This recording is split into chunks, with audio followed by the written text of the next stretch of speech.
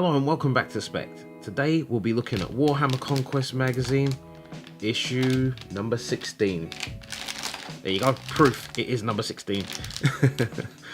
Alright, before I make a start though, and before I get this open, I just want to say thank you very much. I can see coming up for like 300 subscribers.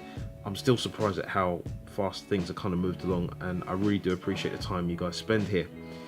So as a little thank you, I went out and picked up something a little earlier to give away as a prize. Hopefully I'll remember to show you at the end of this, or I might put it in a separate video, but either way stick around for that, because you know, I just want to give something back again to the community. It's been growing beautifully, and your answers and questions to things that I've asked about, or you know, helped give out info on, it's just been beautiful. It's made me very, very happy. You know, it's improved my hobby time and just improved quality overall. So I've gone a little bit old school, just a little throwback for those that are here in the beginning, so you kind of remember the old setup. But anyway, let me get this opened and we'll get back to it. Thank you. Alright, let's start off with a sprue, and I always check these over just to have a look at the quality, just to make sure that there's no defects and what have you. I have heard one or two complaints about that overall. And again, I might have lucked out, but my sprue's looking kind of nice. These look really simple to build. Kind of looking push fit style. But I think they might need a bit of glue. Either way, I'll find out in the magazine. But these are really nice. Just love the way that, you know, in comparison to the mini marines, they just seem to have all these nice little extra details. Amazing. Okay, yep, so that's the sprue. Don't want to get too carried away there.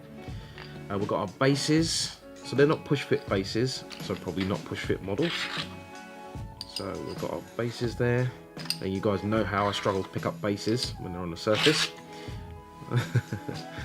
And yeah, I think that's for the interceptor, the intercessor, I can't remember. Let's put that there. And we have flight stands. Definitely want a few of those for the Blood Angels. Nice, clear, and I'll see how these all fit together later on. Alright, let's move into the magazine. So, this is all about the Ultramarine reinforcements by the looks of the magazine. It's talking about the rules for flying units and learning about the interceptors. There we go. Must have read that out the corner of the eye. Price is still $7.99. And it's back with that colour contrast thing again, with yellows and blues. Nice combination, and it just draws the eye to the centre there, and the diamond pattern formation.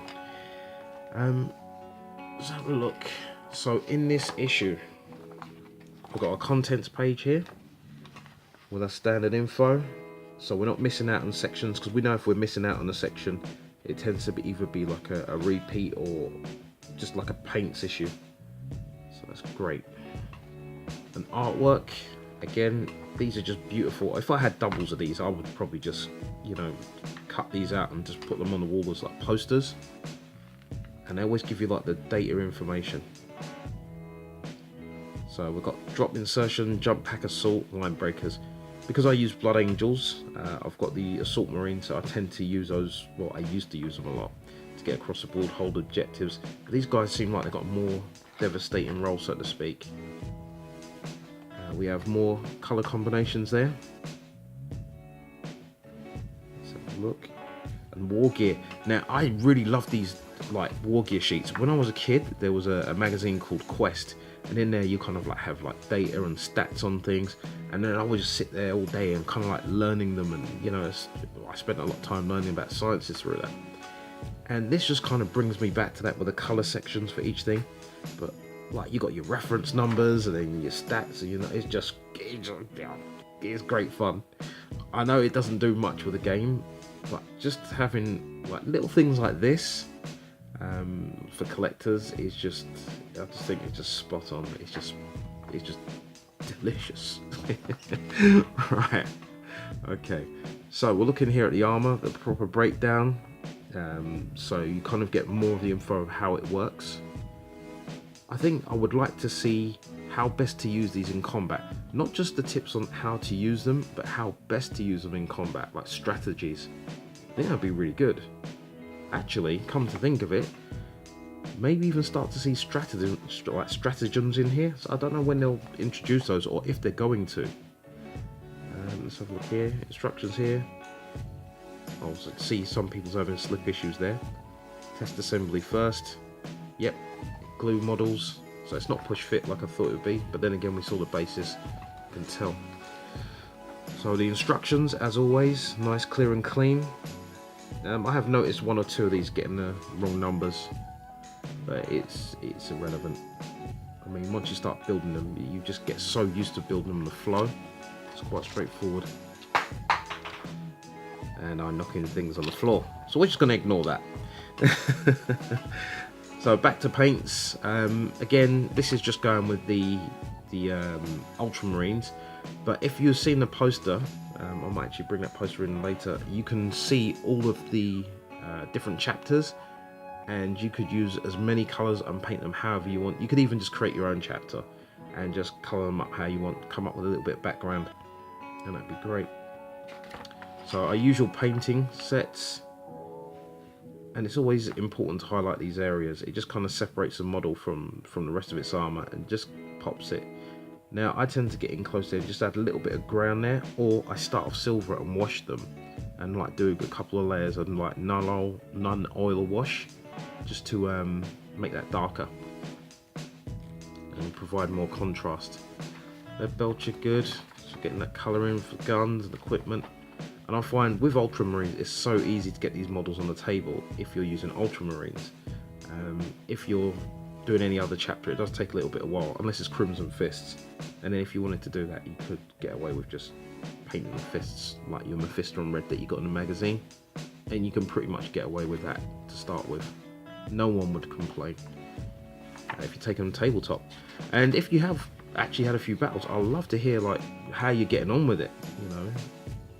Yeah, I would love to. Alright, okay, so that's like a really nice little collection there, and at the end they always bring the models together so you can see front and back to see what areas to paint, because it can be tricky, and as I said before, unless you see the models in the close-up you might miss one or two things. So moving on, we have our Secure the Fallen. So this focuses on movement. I think it's just on jumps. Yeah, okay, so that's what I thought. So I'm just going through it in my head and reading it fast at the same time you're looking at it. So again, we've got another battle that takes place on the Ultramarine starship. Let's have a look. Okay, so we've got all these models already, and you can actually see that it's getting larger. So we're building up to a larger force. Now recently, the Warhammer, I think it's the City Fight, has been produced. The box has just been recently, City War, I can't remember offhand. And I think that's the kind of size they're looking at when they're battling on those mats. So it's well worth getting used to using these now at these larger sizes, pretty much with all the models. So if you are collecting this and you are playing the game, just grab all your models, put them on the table, what you have. Now you will have more Death Guard than you have your Ultramarines or my Blood Angels, but just get used to playing and using cover and etc. And just bring that to your advantage. Okay, so missions. So you've got a little bit of story there, which always adds to the missions. I said if you've got a story, it helps it work. We've got falling back, retreating, and flying units, how to use them. I wonder if this is going to include that FAQ about not charging over models. Oops. Just as I mention it. So this was recently changed in the main game of Warhammer 40k, which is you can't just jump straight over. So if you're getting this magazine and you're moving into the main game, pick yourself up a copy of the chapter approved of the current year or the previous year, if that's the one that you can get your hands on, or the latest edition. Maybe a set of data cards and a codex, and you'll be ready to go, because they are supplying the rules here and you do have the main rules for the game as it stands. We've got stat cards, so we can see the Hellblaster squad, the Interceptor, back again with a backing, and that's it for this magazine. I feel like they were missing something in here. I feel like there should have been a bit more, and I'm kind of swanning back through. maybe due to the multiple build pages, we might have lost something. I'm not too sure, or certain. We've got our subscribe, our guidance, and container, and our Rakar Flesh and Mephisto Red. Two really important colours, obviously, for my crew there. So, I think I'll put the models together and we'll take a closer look. It's all the models for the magazine, and the value of this magazine is extremely high when combined with the models, little stories and history after I've read it, and they've done a really good job on this one. I kind of regret not having more than one of these, and I actually wish I did. Earlier on I mentioned that I'll be doing a giveaway, and the giveaway is related to a question, and it's really simple. In the last video, which was a Conquest issue number 15, I mentioned a major event which changed the whole universe for the 40k universe, and it's the reason why you're playing. If you can just drop in there what it is, the winner will receive a prize, and it will be this exclusive Horus Heresy pin badge, and that's international, across the world it'll be posted to, and that'll be a little thank you to you all effectively for spending time and watching the channel and helping the channel grow. So as always, if you haven't already subscribed but you enjoyed it, please subscribe, hit the bell notification, and share it with your buddies. It's a great gift. Anyway, I've enjoyed our time. This has been Spekd. PC